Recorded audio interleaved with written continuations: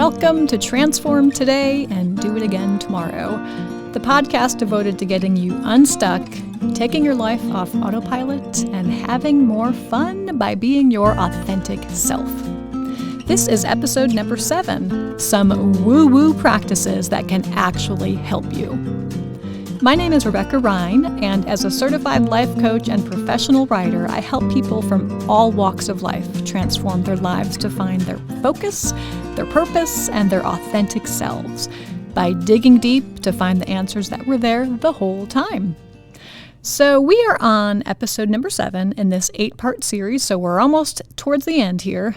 And this is really meant to walk you through the process of understanding who you are, what your goals are, and to be honest about what might get in your way along the way. We've covered a lot so far, but I hope you've gotten something out of this series. The tools and the methods I've taught you, you can use them over and over in any situation in your life, whether you're trying to change jobs, or you're trying to deepen your relationships. It doesn't matter what category you're looking at in your life. You can use these tools to apply to any of those things. So you're welcome. It takes daily work and awareness to tap into your purpose and to really feel alive in life. Isn't that the goal, to feel alive? We got to be present and not zoned out or letting life pass us by as we just kind of go through the motions. That's no fun, right? Life coaching helps you slow down, observe your life, and understand things more clearly so you can find more contentment. That's the goal. And the point of this is, I got to be honest, it takes time. It takes work to create a life where you feel like you are your authentic self and you're doing things and enjoying relationships that are meaningful and they light you up. It doesn't mean life is easy and perfect. It means you've done the work to understand who you are and what feels meaningful to you. And sometimes, people get lucky and they've always lived their life this way, from this place of sharp self-awareness. And they've always listened to their inner voice along the way, and they make changes according to that. But most of us, we kind of get stuck sometimes on autopilot because it's just easy to let that happen, right? And we need a moment to pull ourselves out of the busyness, take a step back and examine why we're feeling kind of crummy. Like, why is life kind of in gray rather than color? Why am I feeling stuck? So we need that moment to take a step off the conveyor belt, look at the busyness rather than get swallowed up by the busyness. If you've been listening, you know my goal is to normalize life coaching. It gets a really bad reputation from people because it seems a little woo-woo, right? It seems a little fake. I love the word woo-woo. Sorry, you're probably sick of hearing it by now. But it sounds like life coaching was something the internet created. Like, it's just really dumb, right? But a personal trainer, if you think about that, they're not woo-woo. They're not fake. They teach you methods and ways to push you to be stronger. Same thing with a life coach. But I teach you methods, concepts, questions, habits, and tools to get your brain and your soul stronger. Now, as I'm saying that out loud now, I'm thinking it probably feels woo-woo because you can't tangibly see the results. When you go to the gym, you can be like, yeah, I'm going to flex my bicep, and you can see that I'm tangibly getting stronger.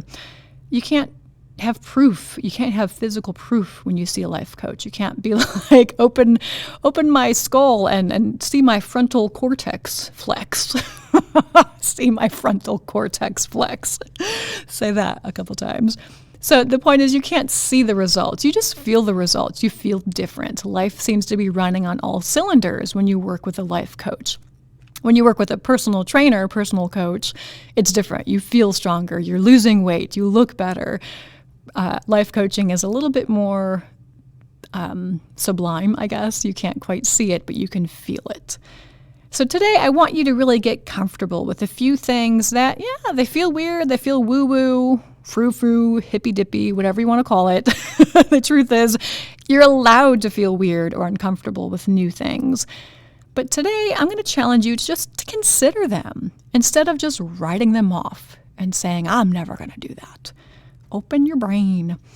I know I'm a very real, direct, but I'm also an accommodating person. So my goal is to always tell you things in a way that invite you in to make them your own, not pushing them on you.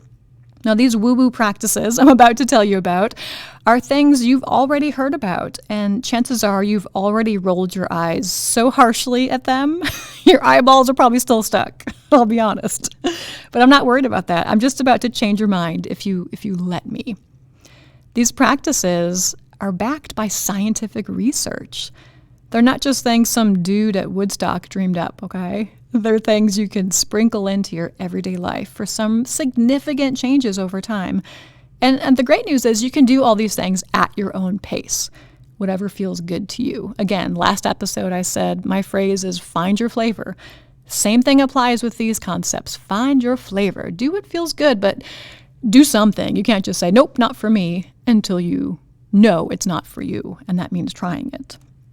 Okay. So let's dig into it. Here we go with some woo-woo practices that are actually pretty helpful. The first one is meditation. Now, I've talked about this with you in past episodes briefly. A lot of you might have already made up your minds that it's just not for you, but you haven't tried it, so you can't make up your mind.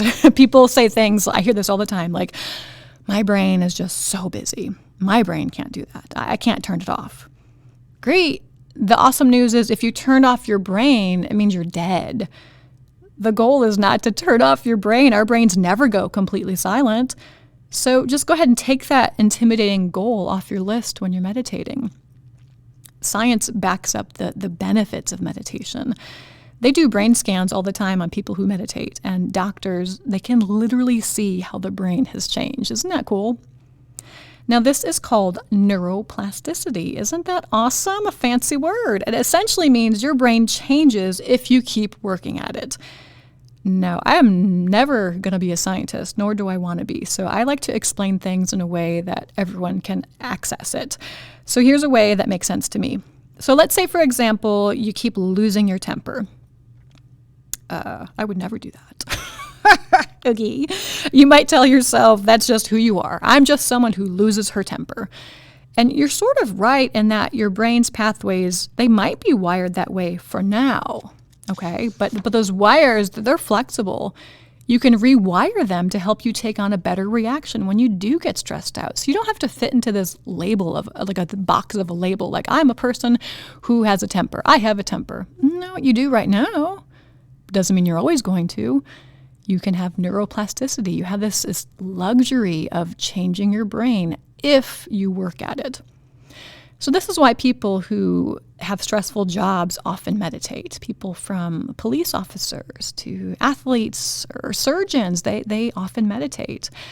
And they do it in an attempt to be less reactive or less swallowed up by the stress and chaos. They can kind of be this Zen ninja that floats above it all. It trains their brains to kind of operate from a place of peace and to be better in control. This is the most important part. They're more in control rather than letting their emotions drive the bus, right? You can see the difference of those two. Your brain is in control rather than you getting swallowed up by your emotions. So meditation, it trains your brain to be still. This gives you some clarity and perspective you really wouldn't have if you just keep going and going and going. That's the energy of our lives. We go, go, go, go, go, go, go. And once meditation becomes a daily practice, your brain, it starts to change and it sort of starts to obey what you're asking it to do, right? It's like, well, what? She's doing something different, huh? It starts to pay attention and like, oh, okay, I might try this because she keeps doing this every day. And like everything else I'll talk about today, it is no magic wand, right?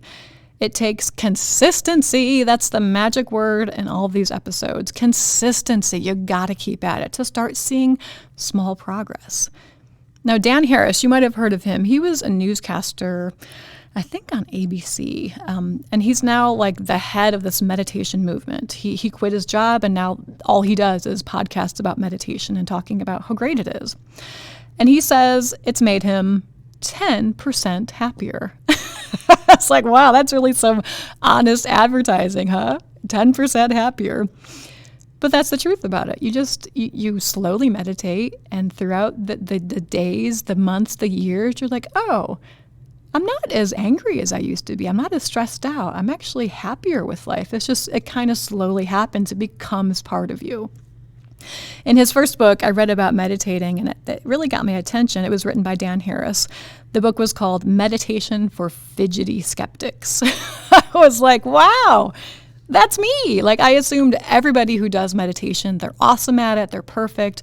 But me, I'm a fidgety skeptic. And if I were to bet, I would bet most of us fit into that category, fidgety skeptics. Until then, I had totally written off meditation as something weird and I would never do it. But that kind of speaks to how important it is to explain out there things, right, to people in a way that gives them space to make it their own. And that's what his book did for me. So that's how I started to meditate. And now I meditate every morning for 10 minutes. And that's the key for me. I make it accessible, and I don't do it for a long amount of time that I know I can't sustain every day.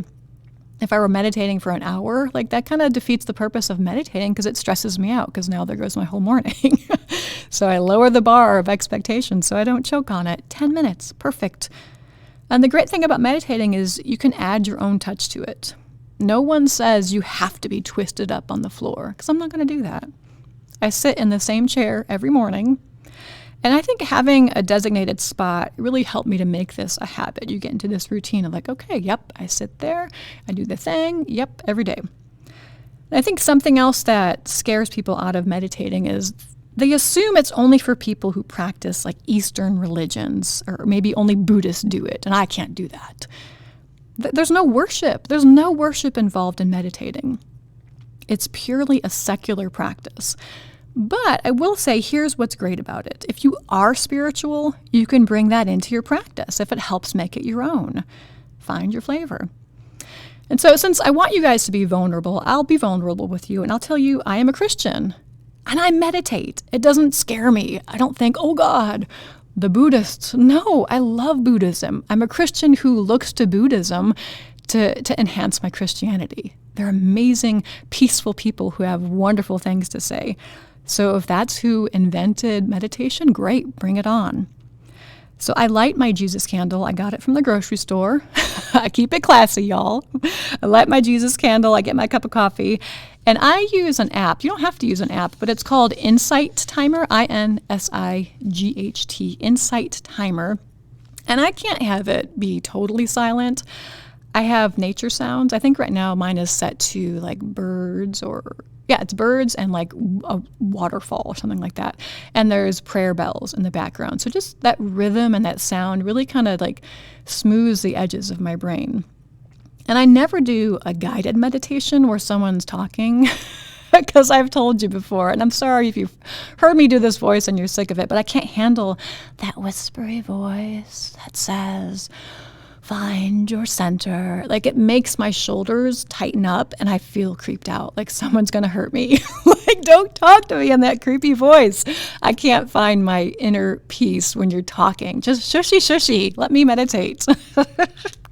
So I have nature sounds and prayer bells. But again, if you find that voice to be relaxing and you need a little guidance when you're meditating, tear it up, man. You do you. There's so many choices on meditation apps. And there's other apps too. There's Calm, I can't remember the other ones, but Insight Timer is free and I love free.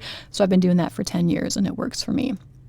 Anyone from any religion, faith, or lack of faith is invited to meditate. Yay, it's good news, right? We're all awesome and no one owns meditation. Make it your own like I do instead of getting scared off because someone in America didn't invent this. We get just so hung up on who does what and who owns this, and we just miss out on learning from each other because we're afraid of new things. It makes me crazy. So if you get one thing out of this episode, open your brain to new things. Make it your own. Okay, so the logistics here. How do you meditate? If you've never meditated, in a nutshell, here is what you do. You sit and you breathe slowly in and out. Here is what you need to remember. Thoughts will bombard you like crazy random thoughts. I guarantee it. You'll think about, what do I have to do today? And you think about, oh, that meeting yesterday, I shouldn't have said that stupid, awkward thing in the meeting. How could I do it? Or you'll think like, oh, I left my laundry in the washing machine overnight. Things will come to you. That's okay. That's great. It means you're alive and your brain is not turned off. Don't scold yourself. Don't tell yourself, I'm getting nothing out of this. This is stupid. Sit there, face it, be in it. Come back to your breath. Now, what does that mean, come back to your breath? It just means breathe. Put all of your energy on your breath. If you need a short word to focus on, to say over and over, that's okay. Like maybe focus or strength, one word. But the key is to sit with yourself for a bit and just check in. We don't do that very often, do we? If you make this part of your day, every day, you're going to start to feel peace and less stress slowly start to settle into your soul. You'll find ways to not get so upset, and you'll be prepared for your day rather than getting caught up in the emotions that we know they're coming our way, right? We're going to have a million emotions in one day. Meditation is not to turn you into this robotic person who's like, I feel nothing. Life is great. No, you're going to be crazy still. I'm crazy. I'm all over the place, and that's okay. It just helps you observe yourself and be like, oh, okay, I've got these things in my brain today. Okay, noted. And it helps sometimes if you have a visual image when you're meditating. You can imagine, if this helps you, imagine you are sitting on the side of a river as you meditate. And as you sit there, you're watching boats. They're floating past you. Now, the boats represent your emotions or things that you're thinking about. Your emotions, your thoughts, your feelings, they're all in a boat. There goes the boat. Oh, there goes that angry boat. There goes that jealous boat. There goes that meeting I got to plan for later. Bye-bye. You're just watching it. There goes the boats. There go the boats. You're watching them go by, but here's what's important. You're not in the boats. You're watching them go by while you sit and observe without judgment. Another way I explain meditation is you can think of it as a dinner party, and all of your emotions are invited to the table. It's just a time to sit there and see who's hanging out in your brain that day. And they're all going to speak up. They're all going to be like, I feel this, I feel that, I feel this, I feel that. And you're like, okay, guys. I hear you. Yeah. Jealousy, I see you. Anxiety, yeah, I see you too. Okay, yep. Impatience, welcome to the dinner, y'all. Okay, yes. You're just sitting at the dinner table, observing the different parts of yourself. Now, if that explanation does feel too woo-woo for you, forget I said it. Forget it. But if it helps you, take advantage of it. I'm just giving you different options because we're all wired differently to make things our own. Like sometimes things do feel weird for one person and it really lands with the next person. So pick and choose from this buffet of metaphors and analogies to whatever helps you make it your own. Now, I do meditate, but I am still extremely emotional and I get angry and I lose my patience. But meditating, it gives me this awareness. That's the big word, awareness. I need that awareness to step back and see things better. And then the next morning when I meditate, I sit with it again. It's just that consistency of doing it and telling your brain, I'm in charge. You're not in charge. I call the shots. You don't call the shots. So it's like being the boss. Be the boss of your brain and meditate. So how about you? Can you try this for a week every day to see how it makes you feel? More importantly, can you try this every day this week with an open mind, assuming nothing? I would love to hear how it goes for you. I'm not joking. Please tell me how it goes.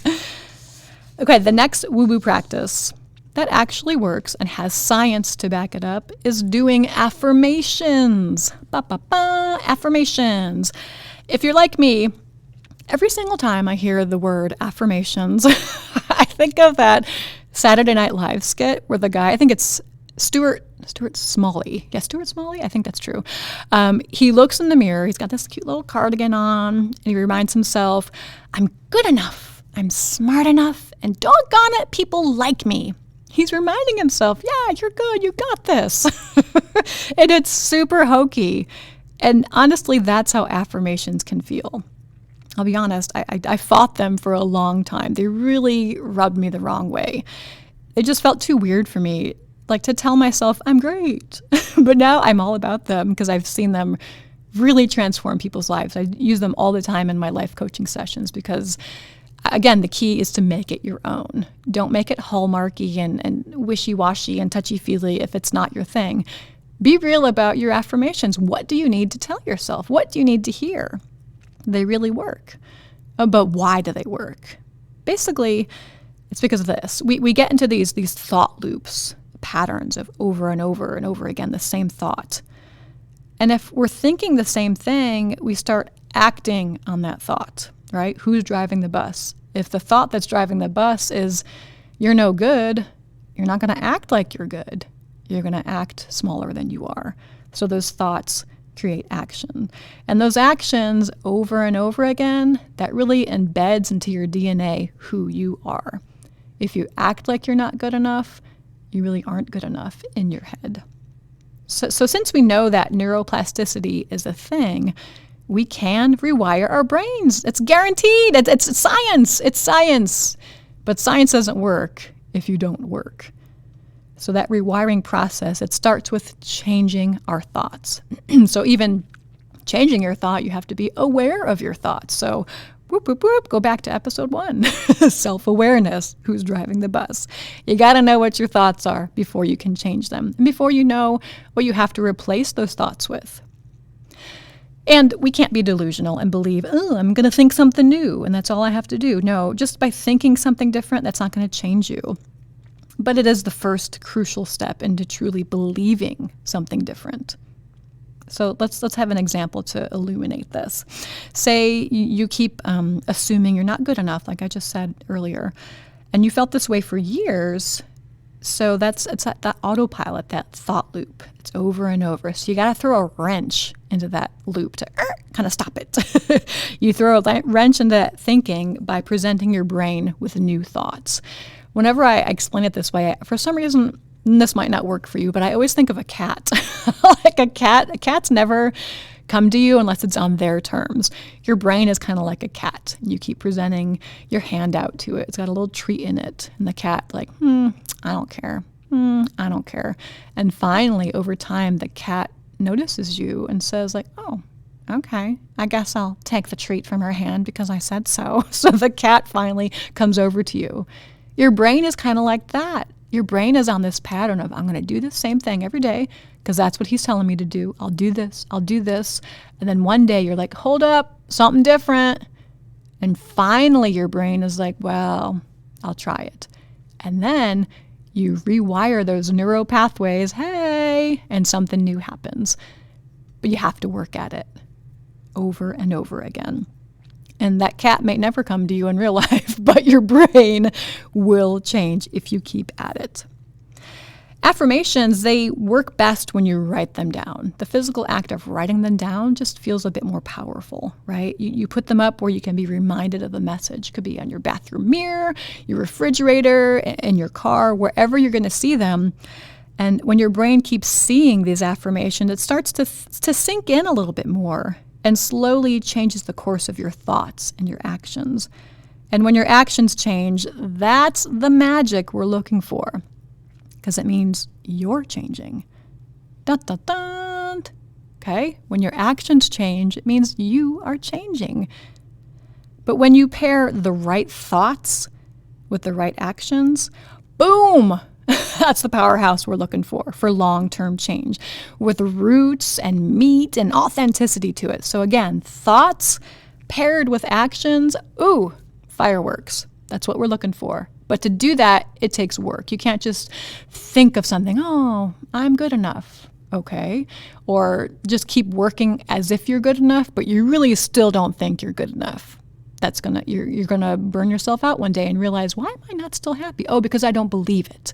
You gotta believe it and you gotta do it, and that's gonna equal long-term contentment. So affirmations, they also work well if you have someone you trust, like a spouse, a really close friend. You can say, can you say this sentence to me every day? And then you start believing it. Say it as many times, have them say it as many times as you need to hear it. And sometimes speaking it out loud, that can be really powerful. If it's something you've been craving to hear forever, like when they finally say it, it's really can be emotional. It can be a great first step to believing it. Someone else is saying it.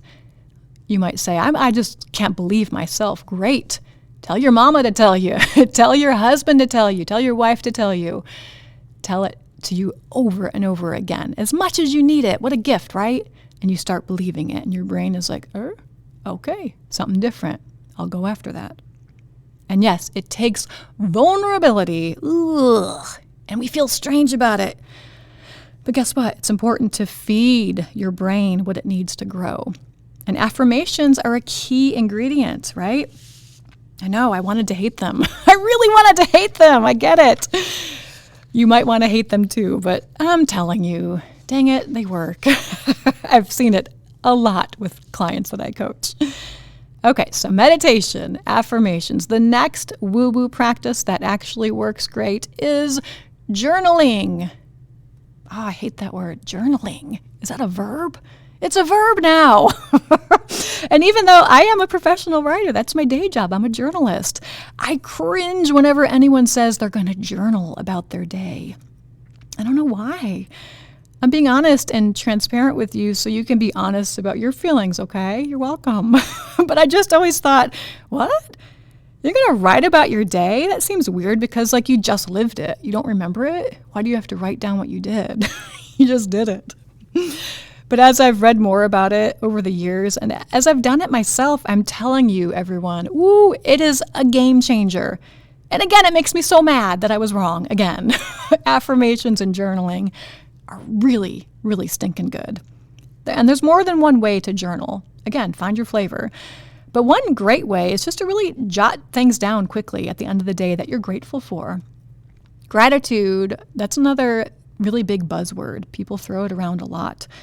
But there's science behind the power of having gratitude. Just Google it and stuff's going to come up. In fact, there's, trying to think, Harvard. Harvard has a happiness class. And Yale, during the pandemic, I found this class. It was free.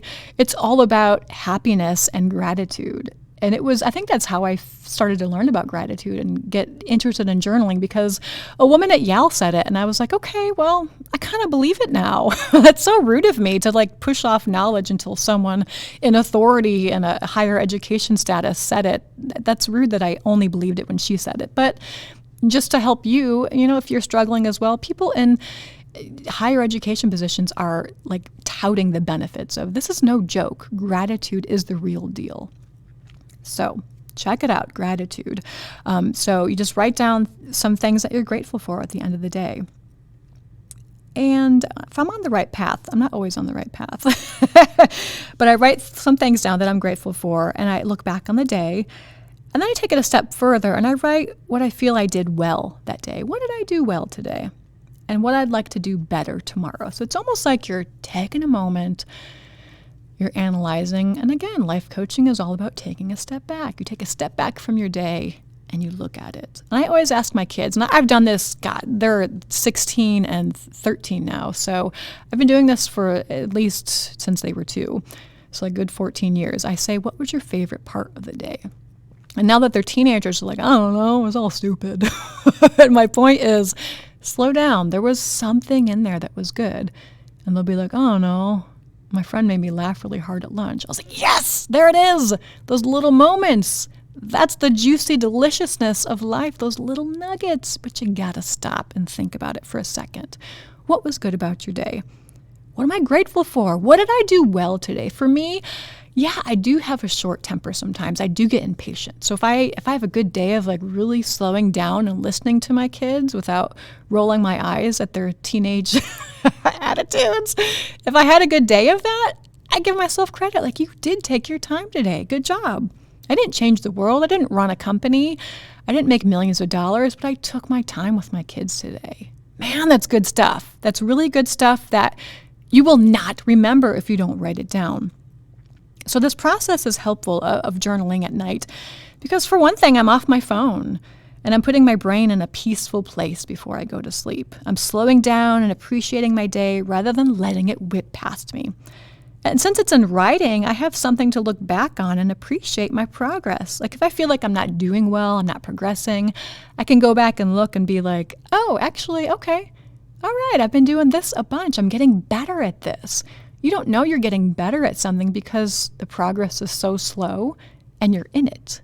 You don't really analyze yourself to be like, oh, you're improving with your patience. Good job. But you can look back and say, all right, I've been working really hard, and that alone will keep you going. So in this regard, if you're an analytical person and you're like, I just don't do emotions, great. Journaling is great for analytical type A personalities. It provides you tangible proof and evidence, right? A good analytical person loves evidence you can look back on. And you find like common themes that keep coming up. You're like, all right, I see the evidence. It's not like when you're journaling, you're not doing like a Dear Diary entry. I did this. Like, you're not going deep. You're just like, quick. What did you like today? It's about making observations. So if you don't like emotions, if you feel like, it's just too touchy-feely, remember, journaling is just about jotting down your day. What are you grateful for? What did you do really well at? And what do you want to do tomorrow? I heard a podcast. I feel like I'm always listening to podcasts or reading books, but I heard a podcast. It was out of Northwestern University up near Chicago, where I'm from. It's from their business school, and it was a podcast specifically about time management, but the conversation went more towards how you organize your day. And the professor on it said each night he asks himself, if today were my last day, am I proud of who I am? I love deep questions like this because it helps you stop your life and be like, whoa, I feel this. It's heavy. This is not a dress rehearsal. This is life. I get this one chance. Just looking at today, did I do a good job today? Can I be proud of who I am by my actions today? That'll keep you real sober, real awake, real alert about what you're doing. And if you're asking yourself this question every night, think about it. You'd be holding yourself to a higher standard. And this is going to reflect in your actions, right? You're just going to tap in a little bit deeper and take things a bit more seriously with more urgency. Okay, so far we've gone over meditation, affirmations, and journaling. Now, these are all practices meant to nourish your brain. We know it's important to keep our bodies healthy and strong, but there's just not enough talk about keeping our brains healthy and strong. Meditation, affirmations, and journaling, these are 3 great practices for this. So the next woo-woo practice that actually works great, it's a combination of 3 things, and I rolled them into one because they're all really similar. They are mindfulness, right? You've heard that one. Living with intention, and being present or in the moment. I'm sure we've heard all these buzz phrases, right? On Instagram or somewhere. People always talk about these things. Now, when you're mindful or living with intention or being present in the moment, it means you're slowing down and you're just taking note of all the things around you instead of spreading yourself so thin that you don't absorb it all. You don't absorb any of it, really. You're just on autopilot and multitasking. There's so many things in society that distract us, right? They pull us away from our quiet inner selves. So it's a smart idea to buff up your mindfulness muscle in your brain to kind of fight against all the distractions and the noise and the chaos. So how can you live mindfully with intention or in the moment? There's lots of ways you can start doing this every single day.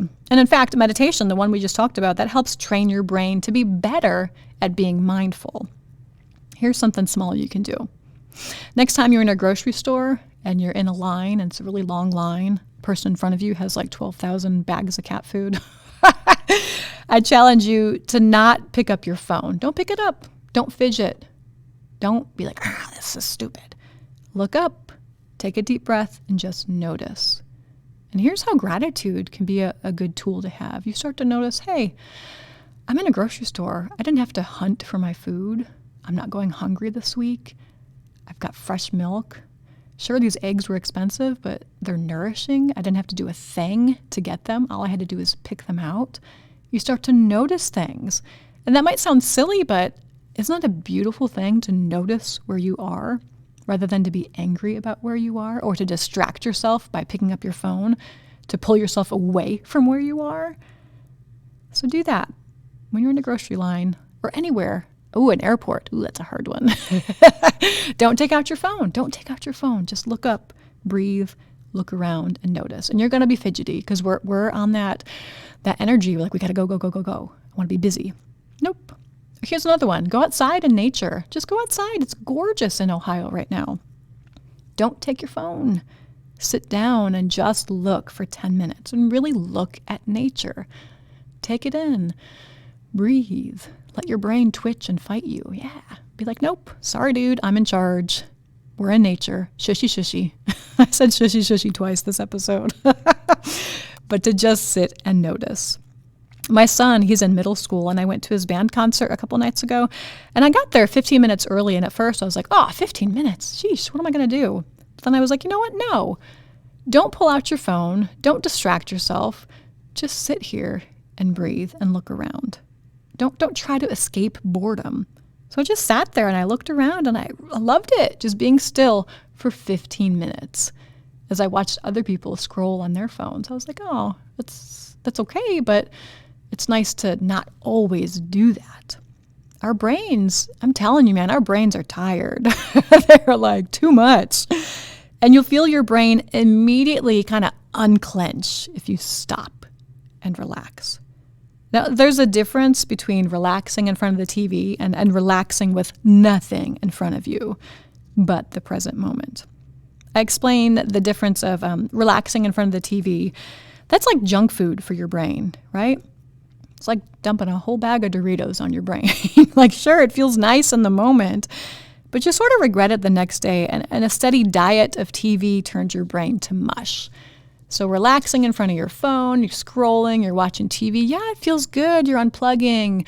That's wonderful, but it's not nourishing. It is garbage for your brain if you're doing it all the time. Now, tuning into your brain and challenging it with mindfulness, that is like feeding it a delicious salad. It might feel like a sacrifice at first, right? You're like, Doritos or salad? I'll take the Doritos. But if you choose the salad, it does feel like a sacrifice at first, but it's a better choice to throw into the mix at times to give your brain what it needs to treat you better, right? You're in charge. If you give your brain better fuel, it's going to treat you better. Now, sometimes mindfulness, living with intention and being present in the moment, they get a bad reputation because they're not presented in a way that feels like we can do them every day, right? So many books, I don't know why, I've read this example at least 3 or 4 times. They tell you to eat like one piece of food. The last one I read was an apple. Eat an apple for 20 minutes. What? Not a huge apple, just a regular old apple, 20 minutes, and really observe every aspect of it, every single bite, every single chew. You're just going to dig into that, immerse yourself in that experience of chewing an apple. Now, I'm pretty granola and hippy drippy, but I can't do that. I can't eat an apple for 20 minutes. But you know what? I just told you not to say that if you never tried it. I've never tried it. So maybe I will do that after the podcast today. I will chew an apple for 20 minutes and see what it does for me. But the point is, the idea is to make you slow down and observe. But most of us, we're not going to do that, right? It's just not a practical way to be mindful. It's just very strange. It's a very strange place to start. So that's why I take it a different route. And I challenge you to do something easy, like put your phone down next time you're waiting in line and just look around. That's called being mindful and in the moment, or not worrying about, what's next? Just be right here. And a big key to remember is that being bored should not be something we avoid, but we all do. We're like, I just got to be busy, got to go. Boredom, think of it this way. It's a massage for our brains. We're constantly bombarded with things all day. So moments of just being are a spa day for our brains. Our brains are like, yes, all you do all day is input. Like this brain is just absorbing it all. And finally, when you sit, your brain, it exhales. I'm like, yes, thank you, boredom. Thank you. But we're wired to fear boredom instead of finding it nourishing. So living with mindfulness, I'm telling you, it's a challenge. I get it. It's real. You're not crazy. This is a challenging thing to do. Living in an intentional way simply means putting thought into what you're doing. And to do this means you have to be present in the moment, and you're not always in planning mode. You're just right here, right now. This moment right now is the one that matters most. Think of that throughout your day. This moment right now is the one that matters most. I taught a retreat to nurses who work at a hospital in Dayton. This was years ago. But we talked about the importance of starting fresh. When you're a nurse or a healthcare worker, man, it can be so draining because you're outputting all day. But to take a deep breath before you enter the room of another patient, you say, yep, okay, I'm going to serve this patient as if they're my first patient of the day and my only patient of the day. And you do the same thing for the next patient. You just start over. So in that sense, this moment right now is the one that matters most. If you put that thought into everything you do all day long, you're going to find more depth. You're going to have less stress because you're in control. You're enjoying each moment. And again, it's not about, I've got the best job in the world. I love life. Life is hard, you guys. That's not the point. Life is always going to be hard, but how can you start fresh? How can you see it with fresh eyes? How can you make it new for your brain? How can you tell your brain, I'm in charge, you're not in charge? You know who does this really well? I'm thinking about this now, older folks. People who are like 70 to 90, they have not been jaded by this technology age. They don't care about cell phones. They can sit on a porch and watch the world go by. It's not because they're old. It's because they're wise. They're not wise because they're old. They're wise because they don't have phones, in my opinion. They have not been jaded by this constant diet of passive entertainment and scrolling. They can just see the world without feeling fidgety about it. They don't have this instinct to reach for their phones or anything else. They just sit there and they breathe. It's beautiful. I'm kind of a creeper when I drive around and I see older folks on their porches. I'm like, yes, let me breathe that in, because I'm at the age where I'm 48. So technology has affected me. I didn't grow up with it, but it sure affects me now. I just want that peace they have and that serenity. They can sit and breathe. They're the creators of mindfulness. They probably have no idea that they were. They're just being themselves. Total mindfulness masters. So I'd love for you to try one or two of these things this week. Try meditating, journaling, posting affirmations around your house, or putting your phone down to be present and in the moment, to live with mindfulness and intention. Read a book. Books are like broccoli for your brain, right? Read a book. Ooh, I want a shirt that says that. That'd be great. So don't go crazy and you think, I'm going to do all these things because Rebecca said to. I'm going to do them all. I'm going to check the box. No, the point is to pick one or two and go deep. Like really try them on to see if it's for you. One at a time. And to see and feel the effects, right? Again, it's not going to be this magic wand. It's going to be slow and steady and be like, oh, that kind of actually felt really good. I'm going to try that again. So a life coach is never going to tell you what to do, but it would be totally silly for me to keep these tools to myself and not share them with you. I offer them and you get to decide what works best for you. Okay, but you do have to do them before you say, it doesn't work for me. Try it before you say you don't like it. So dig in this week, see what works for you. It's not a one and done situation. Do something every day this week. Can you do that, please? And I'm serious. Email me. Tell me how it went. I love hearing about when people try new things, even when it feels terrible and you're like, I'm never doing that again. Great. Tell me why. I love it. This is weird, but I'm going to give you my email address. My email is rinerebecca@gmail.com. So it's RINEREBECCA@gmail.com. Let me know. I seriously want to know. Did you meditate? Did you do affirmations? Did you journal? Did you live in the moment? Did you live in a mindfulness, intentional sort of way? You can check out some more articles I've written at my website. It's RebeccaRine.com. You can read more about my life coaching business there as well. I work with literally anyone or any group of people who are ready to find their focus and enjoy life much more. Isn't that a great goal to have? Just to dig in, find your focus, find your purpose, find your potential, and just enjoy life more. Reach out to me if that's you. Thank you so much for joining me today. I love that you're tuning in, even though I don't know who's tuning in, where they're tuning in from. I just love that someone is listening. I hope you were walking in nature or sitting by a campfire when you listened today. But the truth is, you're probably driving in your minivan in between work and errands. That's okay. Doesn't matter. I love that you tuned in. Thanks for being here. And as always, open your brain this week to let the new knowledge and practices in. even if they feel woo-woo to you. Nobody's looking. It'll be our secret, okay? I promise. Just dig in. Transform today and do it again tomorrow. Let's do the work instead of talking about doing the work. Meditate, journal, create affirmations, and be present in each moment, because this moment is the moment that matters most. You're awesome. I see you.